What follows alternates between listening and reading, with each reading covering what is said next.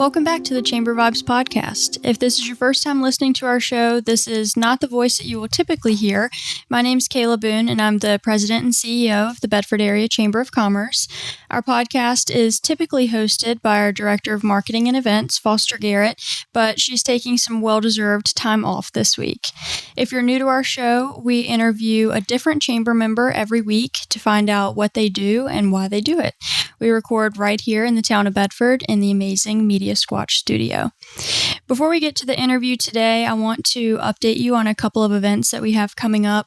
I know Foster mentioned last week our ribbon cutting for 22 Gourmet located in Forest. That's going to be hosted next Thursday, August 22nd at 12 o'clock. 22 Gourmet is celebrating their merger between Simply Vanilla and Purple Door, and we're excited to celebrate with them next week. The other event I'll mention is our 85th Annual Excellence in Business Awards Gala, which will be held on Thursday, September 12th at Cedar Oaks Farm. This is our largest fundraiser and largest business gathering of the year. We'll have a silent auction, cash bar, dinner, and we'll announce the 7 winners of our Excellence in Business Awards. If you'd like to see who our award finalists are, head on over to our Facebook page and take a look at all of those deserving finalists. If you're interested in attending the gala, go ahead and grab your tickets from bedfordareachamber.com. We are starting to run low on tickets, so you want to grab yours before we sell out. And as always, you can find a full list and all the information about any of our chamber events at bedfordareachamber.com. All right, so without further ado, I'd like to introduce my co-host for this episode. Foster and I are excited to have our ambassadors begin to join us on the podcast each week. Our chamber ambassadors are a group of volunteers who are essentially cheerleaders for the chamber.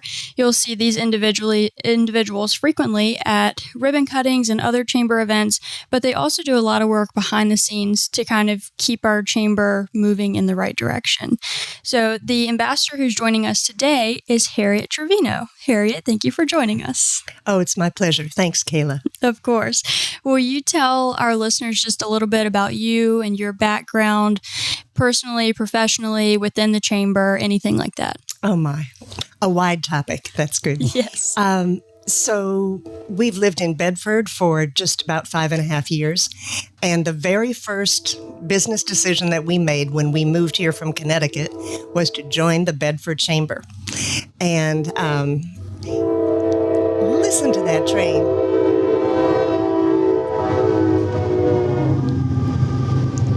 A beautiful sound. And I've been with the Chamber ever since. I became an ambassador right away, and chambers have been a big part of the growth of our business over the years. I'm in a family-owned business called Bull's Head Print and Promo, and started it with my parents, and now I'm with my husband, Jesse, who's my partner. And so the chamber has been great. I still remember the first chamber event I came to. It was over at the Visitor Center. It was at Christmas time, and I wrote back to my chamber friends in Connecticut and said, this may be a small town, but the Bedford Chamber is really kicking. It's doing a lot. And since you and your compatriots have come aboard, Kayla, things have really, really turned around for the better. So enough about me. I'd love to hear about Pinnacle. Yes, so we will go ahead and introduce our guests for this morning. So we have Russ Smith and Melanie Oliver with Pinnacle Financial Partners. Thank you both for joining us this morning. Yeah, thank you. Russ and Melanie actually both serve in volunteer positions with their chamber. Russ is on our board and is currently serving as chair, and Melanie is an ambassador along with Harriet. So before we jump into some questions that we have for you, will you both tell us a little bit about yourselves and your background, how you became involved with Pinnacle? Yeah, definitely. Thank you for having us today. And I know Melanie and I both are really enjoying our experience being able to be involved with the chamber. So we're excited about this. And you guys are doing, just like Harriet said, you're doing a great job. So my background is I've been in banking probably 17 years or so, going on 18. And Pinnacle really wasn't in the area until recently as far as in Lynchburg. So we've been in Lynchburg around 5 years. we do have a new office over on our Forest Road branch, but Pinnacle gives me the opportunity, and Melanie both, to give back to the community as well as serve our clients with making sure that they have what they need business-wise, consumer-wise, or if they own business, that their employees do too. So having a lot of different experiences over the years in banking, Pinnacle allows us to use what we're good at, and they allow us to continue to grow along with our clients. So it's something that's been a real blessing to us, and we're excited to be part of it. So I'll give a little bit, Melanie, if you'd like to. Yeah. I have been in banking going on, it's almost 20 years. And, but with Pinnacle, I'm almost 3 years now. And, it's a completely different environment when it comes to banking, because of, the relationships that we have within the office, but also with our clients. It's completely relationship built. And, I was brought in as it was growing, from a loan processing office to an actual firm. And, I guess banking turned it into an actual bank. And so that's how I got pulled into Pinnacle. I got a call from Russ one day, or a text really, like, hey, can you call me when you get a chance? And because him and I have worked together since 2006 or 7. Mm-hmm. Yeah. So what Pinnacle allows us to do as leaders within the community, you won't see a lot of like requisitions out there or position applications that you can go online and apply for. The culture is really built from within. And what we do is we bring over people that we know have at least 10 years experience in the field, and that they also share the vision and mission that Pinnacle has. And with that intact, it's a lot of people that you may have worked with in the past. And to Melanie's point there, I reached out to her, and there's been several others that we've reached out, and we've really built a solid team of people that have worked together at some way in the past. So what that does is it allows us not only to be happy and be strong, so then it just goes even better for our clients. Mm-hmm. So for sure.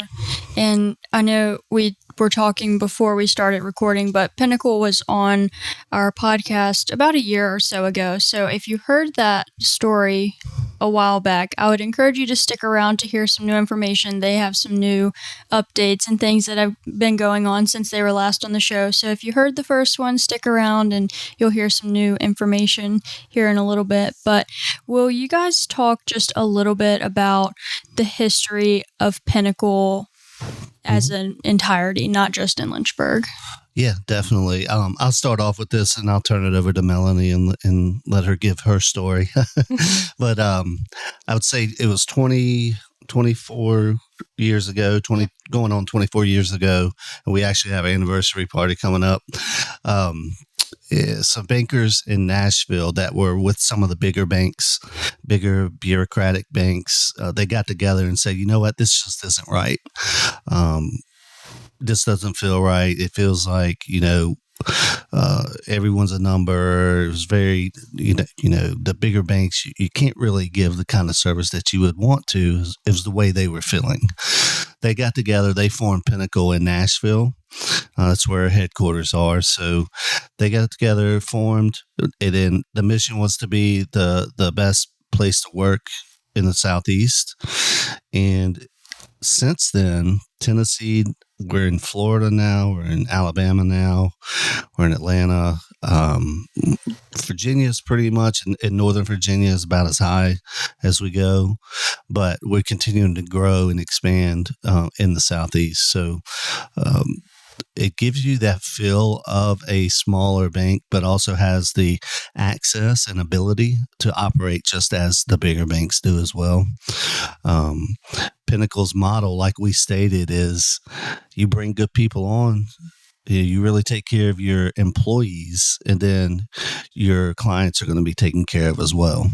That's a little bit different than what some other companies may do. You really hear it's all about the customer. It's all about the customer, which it is at Pinnacle as well. However, we lead through our employees. So making sure that we have strong, experienced people come in, and then we're able to take care of our clients. Absolutely. I mean, we get to make local decision making all the time. Our corporate structure is flat and is set up by geography instead of lines of business. So market leaders are actually in charge of their markets and can make most decisions independently for our clients. And you kind of talked about when you, Melanie, came on to Pinnacle, you guys had known each other in the past, and Russ kind of recruited you to Pinnacle. And I know that, some of the information that you guys sent us, people that you hire have to have 10 years of experience for most of their roles, 5 for some, but 10 for most of their roles. Mm-hmm. So you have very, very tenured, successful people in that you're bringing in.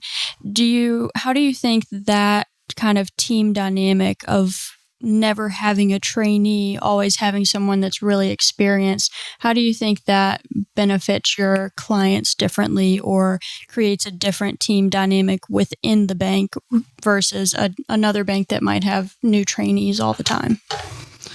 It makes a huge difference. I always say when I hire I hire capable. And what I mean by that is the people that I know I'm bringing in, there's going to be a very short learning curve because of the experience they have in the past. So not only is that a plus for us in the office as a team, it's a plus for our clients. So when they call in, they know they're getting someone that has that experience and has probably, if they're having a problem or something like that, have probably seen it in the past. But also, it also helps in the sense of team building. Everyone is there. What they're about. They're ready to work. They're ready to grow, and it just helps tremendously. Mm-hmm. That model in this area, in the new areas we're going into, we're bringing over the best bankers that we can bring over, and then they bring their books of business, and we continue to grow from there. Mm-hmm. And it's been a very successful model, and continues to show to be. Mel, what do you want to chime in on that? Yeah, absolutely. I mean, coming into Pinnacle, it was made very clear to me that it was all about creating a great work environment. And, if we're not driven by the sales and everything, we're just driven by what the customer needs. And we can all work together to make that happen because we have the resources to do it. We also have each other as resources. So it's really a team dynamic. And it's so nice to be able to do what's right for your client and know that it's fine because they have the inherent trust in you that you're going to do what's right, and you have a lot more leeway with decisions. The word trust was what I was going to chime in with. The culture that you built by hiring whom those people that are good, the capability. Yeah. I'm sure that does a lot to build the culture of trust within your company, both in your working relationships with each other and with your customers. Yeah. One of our values is partnership. And when you bring in people that you trust, like you're saying, whether it's in your specific role or in the commercial division or in mortgage or whatever it may be, you trust that when you put your client in front of that person, they're going to get taken care of. Yes. There's not a second thought about it. Mm-hmm. So that's a really a different dynamic than places we've worked in the past where, to no fault, but sometimes the experience is not there. Sometimes the training may not be there. But now with this way Pinnacle is set up, we enjoy partnering. Our Lynchburg team has a unique dynamic in the sense of when we started in this area. Melanie had mentioned earlier we were a loan production office at first. So you come into the area, you start building clientele. And then you continue to grow. We grew into a full retail office, we didn't have the building for a full retail office. So we had a retail section of the bank and a commercial section of the bank, basically elbow to elbow. So it almost to a way forced us to work together the way we should have anyway. But it created a really unique partnership that has really set us above and in this area of Lynchburg. So it's been the team dynamic there from a working standpoint between lines of business has been amazing. So That's great. Great. And if I could ask a little challenging question. So how is your approach about hiring people away from the banks where they are? How is that different than a corporate raider standpoint? Well, generally, the people that, in my opinion, the people that I look to bring on or have brought on, I still have relationships with. So, it's not like I just show up out of the blue. We continuously have had relationships, and I know what they're about, and I've learned enough about them over the years that experiencing Pinnacle, I go, well, they really do fit in our model and align well with the vision that we have. Yeah. So I feel like I know it stinks for the company that we're taking them from, but I know it's a great thing for them because of the work environment that's going in. So it's it's a win-win in my book because not only am I helping grow our team, but I'm also helping get them to a spot where I know that they will enjoy working for this company and continue to grow. Yes, indeed. And another part of bringing on people that people that are experienced and having such a great team dynamic within Pinnacle, your retention rate is super high. And it's on your notes here, it says it's 93%, which is pretty much unheard of in the industry. So, well, especially in the banking industry, right? You're bringing in people like we'd said with experience, and once you get there, the culture is so good, and they let you help your clientele build your books of business, whatever it may be, and you don't want to leave. So that 93% in the whether it be commercial banking, retail banking, whatever it may be, that is kind of unheard of, but that's across the board, and we're excited to be part of it as Pinnacle is just continuing to grow, not only in this area but also through different markets of the Southeast. And you talked about a little bit about, commercial banking, retail banking, that kind of thing. Pinnacle is a full service banking institution. So can you give us kind of an overview of all the services that you offer? Yeah, I'll let Melanie speak to that. She's one of our financial specialists, so she wears a lot of hats. There's a lot of different things that we can do. Absolutely. We can help people with their mortgages. We have home equity, just their basic checking needs as well. As much as, we have our commercial department upstairs as well here at our new building. And so we can do any type of lending really when it comes to large businesses, small businesses, any of them. We have treasury management, merchant services, pretty much anything you can think of. We have a person for it, and you can get a hold of them, which is nice because we also have we also have a 3-ring rule with Pinnacle. So I can't even think of one time I've given out our we do have a 24/7 touchtone phone number in case you just need something real quick, but I can't think of one time I've ever given that out, which is silly to me, but because they're always able to reach us. They can call the office, and we have our direct lines, or the office itself. Someone's going to answer, and if they have questions, we're able to help them and get them to the right people. If it's something that's specific to one of our partners, because we have everything out there. Yeah, speaking to the 3-ring rule that Melanie was talking about. So basically, if if you dial into our direct line and it doesn't get answered in 3 rings, it automatically rolls to someone else or everyone else in the branch. So someone at that point, you will talk to a live person no matter what. If you call in, if for some reason something's going on and everyone in the 10 or 11 people in our office haven't answered it, it then goes to our customer service number, who they still answer. So, when you're dialing the number, it goes back to that, making sure that we're taking care of our clients, but you're always going to get in touch with someone, which is a good feel for the banking industry, especially if there could be some sort of emergency going on or something that you need a really quick, immediate answer to. And when you get someone experienced and knows how to. They may not know the answer to the question, however, they'll know who to get you in touch with. Exactly. So. And Melanie, you mentioned your new office, and that's something that Russ mentioned last time when he was on the podcast, was just talking about this new office. So it's built. You guys are in there. It's awesome. Tell us a little bit about your new office and some of the features. Yeah, you can find us on Forest Road, and it's absolutely beautiful building, but it has some extra perks to it.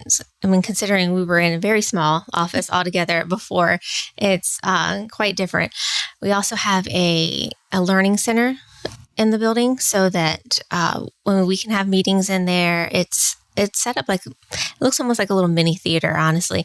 But what's great is it's also available for our clients and our community, so that if they need to meet there or they would like to have company function there they can just call and schedule something with us and we make it happen.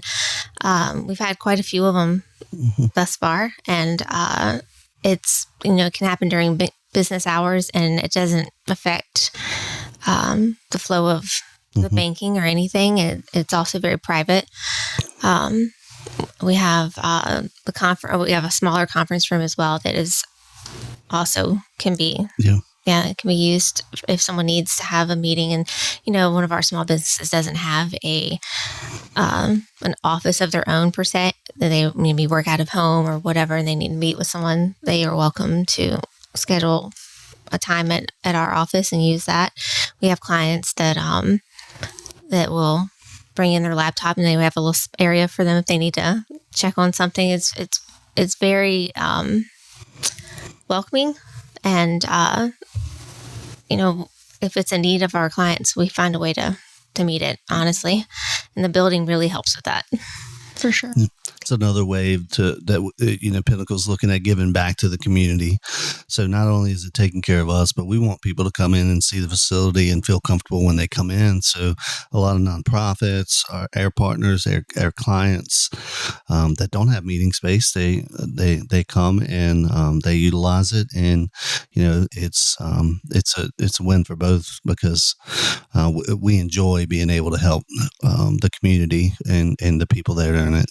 As far as you may not have meeting space in the type of businesses that you have, or maybe you meet in the middle and you have a client coming from somewhere else. So, it just helps in a lot of ways. Mm-hmm. And is there any cost to rent out either of those rooms? No cost. No, none at all. You just basically get in touch with myself or Melanie, and we'll check the schedule. It's been... We've got some availability now, but we every week or so we have at least one or two that are utilizing some portion of it. When I was still up in Connecticut and we were banking with Bank of America, I remember that there was a whole time when they were really trying to get you not to come into the branch. Right. And it was as if they were, and I said, no, I like to come in and see my banker, even if it's just to say good morning. But they were like, oh, but it'll be so much more convenient. And now that clearly has happened, but it sounds like you're bucking that trend. Exactly. And really finding reasons for people to come in and see you face to face and solve their problems face to face. Back to when we were talking about when Pinnacle started in 2000, that's what the bankers were talking about. Yeah. You know, you're right. And we've lived it in, as far as with other companies, it was everything you could do to keep people out, whether it be mobile banking, deposits, mobile deposit, whatever it may be. All of those things are great tools that we still offer and we use. However, the difference is we're inviting you in. We want that face-to-face. Yes. Us as bankers, we're out 2 to 3 times a week visiting our clients. So that face-to-face is what these bankers in 2000 wanted to overcome. Like, hey, this is going the wrong way. This is not what we want to do. Sure, it can be, it could be successful and depending on what you want. But what our mission is, we want to be present for clients. We want to get in front of them. We want them to be in front of us. And really, if you start looking at some of the data, everyone used to talk about, the different generations, millennials, whatever it may be, that, they don't want to go into a bank. They don't want to do this. They want to do everything digitally or whatever it may be. Touchless. Trends are finding now that, sure, they want to do that, but they also want the option of being able to come in and visit branches and do that face-to-face, because they're starting to realize that it is important to be able to have a relationship with your banker, because if you're a business owner, you want anyone to know you. You want your banker to know you. You want them to know what you're doing and what you're about, because they're going to support you. And that's what Pinnacle allows us to do. If I know my client and I know what their vision or whatever it is that they're trying to accomplish, the more I know about them, the better it's going to be for the relationship that we foster as we go along. And I remember, speaking of getting people into your beautiful new branch, I remember the grand opening, that party that you folks hosted. Really lovely, and giving tours of the building, and it was a very up event all the way around. Obviously, you were proud of it, and it was fun to be there. It felt great. Well, yeah, thanks for So I'd like an invitation to the 24th anniversary party. Yeah. Well, that one's in North Carolina. Oh. So have to take a little road trip for that one, but no, Pinnacle does that every year. There's an anniversary party that every employee is invited to. Nice. So you'll have people come. They break it up in sections. Let me back up a little bit. So ours is in North Carolina. Then they have a Nashville, and then they'll have another in a region. So because it's hard to get everyone in one area, but they can all be in 3 different areas at the same time and doing the same things. Yeah. So it's really neat. Our CEO's there. He's transparent. He has calls with us all the time. He's at these events. In every orientation, he's there doing the team building events, meeting people. Helping us get over the wall. Yeah. Eat lunch with us. Exactly. Yeah, it's the anniversary party also has a lip sync battle, and I will say that our district has won the last 2 years. I don't do much, but I will take that fame. Right. Hey, absolutely. Well, I know that community service and just doing things, partnering with different groups and things like that are a really important part of what you guys do. So can you tell us a little bit? You talked about, you partner some with some nonprofits. Of course, the Chamber is one of them, for the Learning Center and conference room and things like that. But what are some other ways that you guys are kind of directly involved into our community? Yeah, absolutely. Melanie can attest to this, and myself as well, as far as being part of the Chamber, is we encourage all of our employees to be some part of, whether it's a board or, an advisor, whatever it may be, a mentor for nonprofits. So we have people on that serve on different boards with, for things such as CASA, but all sorts of different nonprofits. And I would say almost every person in our branch is involved some sort of way. So that's to me is one of the main ways that we give back, or that we try to stay community focused. We also do, a day of caring type day where we go out into the community, and we'll have nonprofits that we partner with that are either our clients or not our clients. And we've cleaned up, painted, done a little bit of everything. Yard work. But those are some of the ways that we're giving back. Melanie, you want to add on that a little bit? Yeah. It just makes me think, my daughter, my oldest daughter, Kylie, had, when I started working here, she was with me one day, and I think I'd taken her with me to a volunteer event with work. And she said, Mommy, you do a lot in the community with this new company. That's really cool. They let you do that? And I said, well, yeah, absolutely.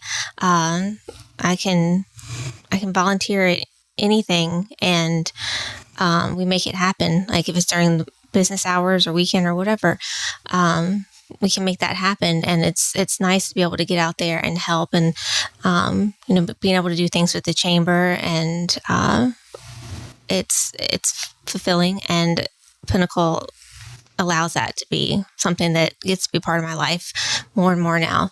And it's not just, one volunteer event a year, it's whatever you want. Mm-hmm. And everyone on our team is constantly going out and doing something in the community and helping and being present. And it's a feel good for sure. It's definitely a perk of the job. And this is my last question for you guys until we can kind of open it up if you have anything else that you want to add. But I would like to know what each of you enjoy the most about your job at Pinnacle. Well, Melanie's going to say her office leader. Yeah, absolutely. Yeah. He sits right across from me. So thank goodness. Go ahead. You can start. No, the ability to be able to make the right decisions for my client. And I know that Russ trusts me in my decision making, and he backs me up in it.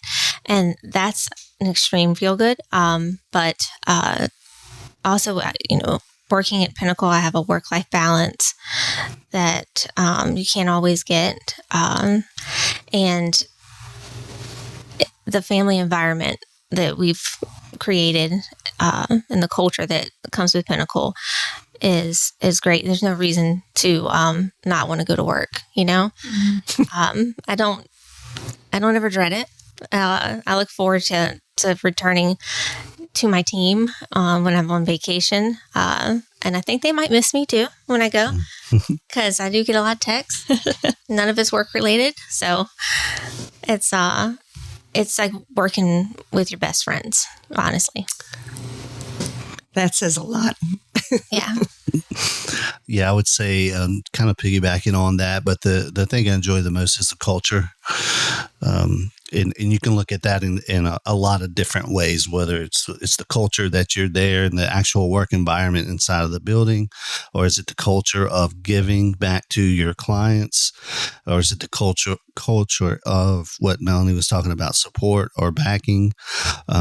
She says that as far as our relationship goes, myself and my leader have the same. He trusts the decisions we make, and he trusts that we're going to be doing what we need to be doing, and that goes a long way. So that culture from the beginning is built on the trust and the vision and the values, and everything that we do, we try to do that, and it just makes it comforting to know you have that support and know that you're able to help your clients to the best of your ability without someone tracking what you do or holding you accountable for a certain thing to be done and that you may not really believe in. Mm-hmm. So I would say that's the most the overall culture, and again, that comes from a lot of different angles. Mm-hmm.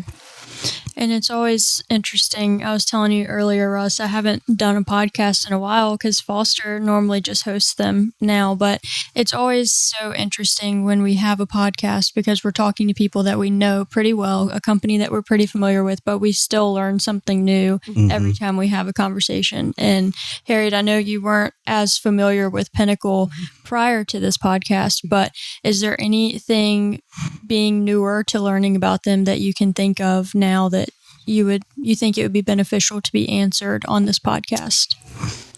Really, what I've picked up on the podcast is just the depth of meaning and feeling in the culture that you've created, or that Pinnacle has created. It's not a surface thing. You can feel that it's not a surface thing. It's and that's very, very attractive.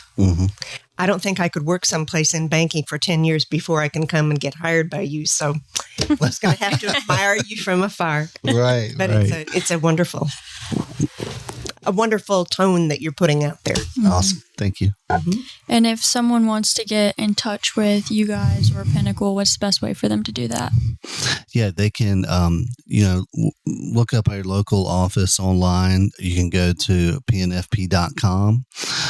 We have a website out there, online banking for everyone. I mean, it's very easy to look up any location you need. And we're the one in Forest. And there we have around 9 offices in Roanoke as well. So we do have a lot of footprint covered around Central Virginia. And that's usually the best way. And you can reach out to you. You have my card and my email. So Kayla can also get you in touch with us. But we really appreciate the opportunity to come on and speak with you guys today. So absolutely. Thank you guys for coming. And thank you, Harriet. Oh, sure. My pleasure. Joining us as an ambassador co-host. So our Chamber Vibes podcast will be back again next Wednesday, and we hope you will come on back to listen.